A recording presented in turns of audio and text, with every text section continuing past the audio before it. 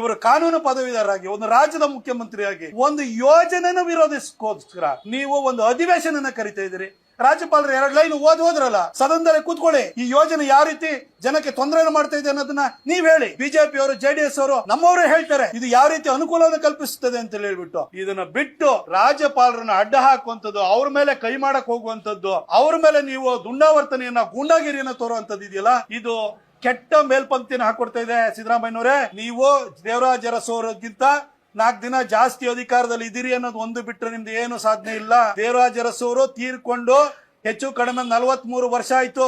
ಆದ್ರೆ ಜನ ಇವತ್ತು ನೆನಪು ಮಾಡ್ಕೊಳ್ತಾರೆ. ಆದ್ರೆ ಇವತ್ತು ಕರ್ನಾಟಕದ ಜನ ಸಿದ್ದರಾಮಯ್ಯನವ್ರ ಸರ್ಕಾರ ಯಾವತ್ತು ತೊಲಗೋಗುತ್ತೋ, ಸಿದ್ದರಾಮಯ್ಯನವ್ರು ಯಾವತ್ತು ತೊಲಗೋಗ್ತಾರ ಅಂತ ಕಾಯ್ತಾ ಇದಾರೆ. ಆ ಒಂದು ಜನರಲ್ಲಿರುವಂತ ಆಕ್ರೋಶ ಇದೆಯಲ್ಲ, ಅದನ್ನ ಇನ್ನೂ ಹೆಚ್ಚು ಮಾಡೋ ರೀತಿಯಲ್ಲಿ ಇವತ್ತು ವರ್ತನೆ ಮಾಡಿದ್ರೆ ಇದು ಇಡೀ ದೇಶದಲ್ಲಿ ಕರ್ನಾಟಕ ತಲೆ ತಗ್ಗಿಸುವಂತ ರೀತಿಯಲ್ಲಿ ನೀವು ಮತ್ತು ನಿಮ್ಮ ಸರ್ಕಾರ, ನಿಮ್ಮ ಶಾಸಕರು ನಡ್ಕೊಂಡಿದ್ದಾರೆ.